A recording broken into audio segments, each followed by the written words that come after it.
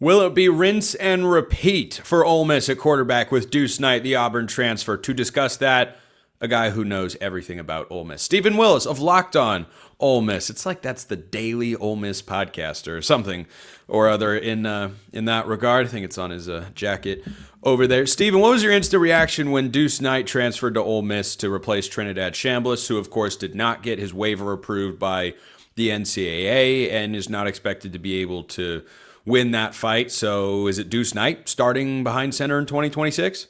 If I had my money on who's going to take the first snap for Ole Miss in 2026, it's Trinidad Chambliss, honestly. Really?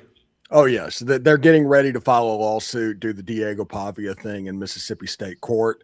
And with everything that's going on, he kind of has a dream team at lawyer. I'm expecting an injunction. And I do think if anybody's the quarterback going into the fall, it's going to be Trinidad Chambliss, which is great because he is going to instantly walk in and be the best quarterback potentially in college football. And Ole Miss at that point with him at quarterback is a top 5 level team. So I will say that to say this. I really like Deuce Knight. I liked him during recruitment when he was committed to Notre Dame.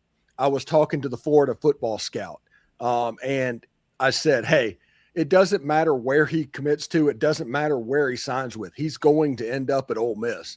And we ended up nailing that. But, I mean, he had, 170 yards rushing against Mercer. I get that it was Mercer, but it's still impressive when you're a true freshman starting and he had 400 yards of offense. But I really like Deuce Knight, but I do not think he's going to be the starting quarterback in 2026. So it sounds like the NCAA is saying, no, you can't do this.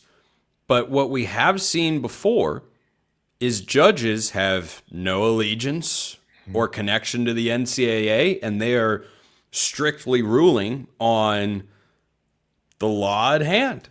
And the NCAA is not enforcing the law. They're enforcing their own rules and have oftentimes been told, hey, your rules are not actually valid. There was a basketball player that had this example, by the way, who plays for Gonzaga by the name of Tyon Grant Foster.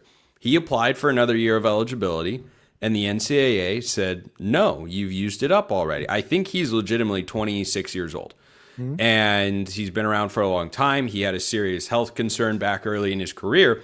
Then he went to a judge and said, hey, can I still play? And they said, yeah, and he's starting for the top 15, 20 Gonzaga Bulldogs right now. So is that the option that you think Chambliss is going to be able to succeed on?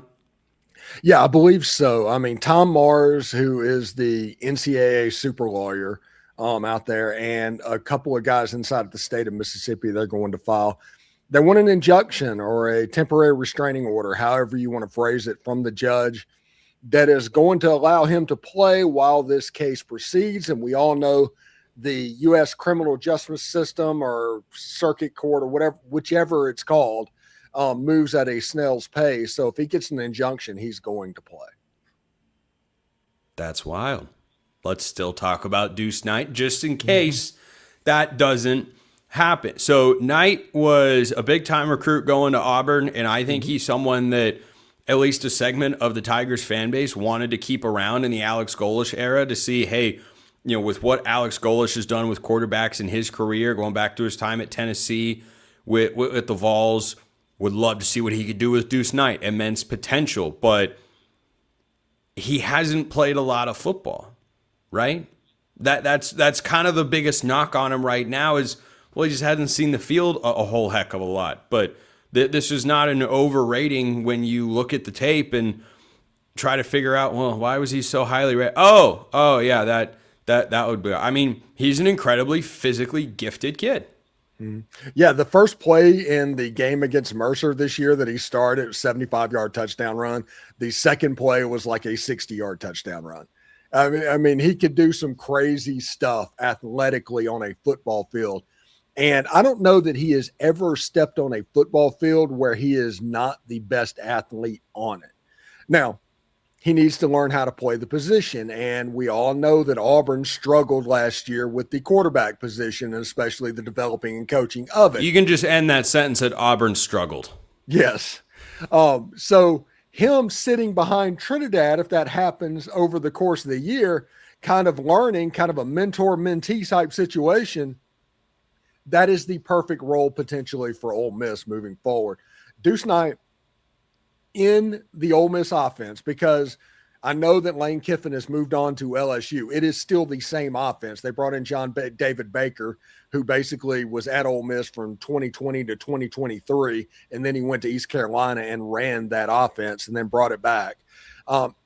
It's going to be really exciting to see somebody that is that athletically gifted run the same offense that Jackson Dart did, that Trinidad Chambliss, that they did. I want to see him in that scenario because, listen, you put those type of tools, this is a plus arm, this is plus running ability.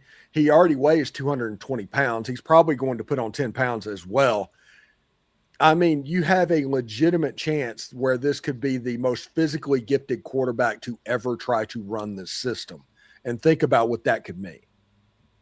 Yeah, I think that's an exciting proposition if you're an Ole Miss fan. Do their 2026 return playoff hopes hinge on Chambliss winning his lawsuit, or do you think Deuce Knight could get them there? I think it's going to be difficult with Deuce Knight because he'll be a redshirt freshman. So yeah, you can't really predict what's going on. I know that if Chambliss comes back and everything, this is a top 5 team. And he's the leader for the Heisman Trophy and all of that stuff. So the ceiling for Ole Miss with Chambliss is probably, if it's 12-team playoff, a bye in the playoff, although you probably don't want that. The ceiling for a Deuce Knight letting Ole Miss is probably 15 to 20, something like that. That's kind of what I'm looking at right now. Is there anything else in the portal that Ole Miss has done that is really helping their team out that you've seen or that you would like to see them do? Or has it been a little bit on the quieter side, because, I mean, nothing else notable has happened at Ole Miss in the last 2 months. Well, one thing's interesting. Ole Miss this year famously did a bunch of drop 8 and all of this to where they had trouble stopping the run from time to time. The reality of that is they could not play man coverage. When the other team knew that Ole Miss was playing man coverage, they would get a matchup and they would exploit it over and over again. You saw that against Georgia. You saw that early in the season against Arkansas whenever they tried to do it. And because of that, teams like Miami could absolutely physical Ole Miss. Pete Golding said no more. Ole Miss has signed like 5 safeties already in this transfer portal as it started, including 5 stars, Jonel Aguero from Georgia, Edwin Joseph from Florida State. It is pretty obvious that Pete Golding is like, nope, this is not happening again. We're getting back to playing defense. What's the timeline on the Chambliss appeal? I don't know that it's supposed to be filed in state court this week. That's the rumor about. And once that happens, I guess it's on the judge for the time frame after that. I figure it might happen. Maybe it's thinking optimistically, but this month sometime, but I'm not 100% sure.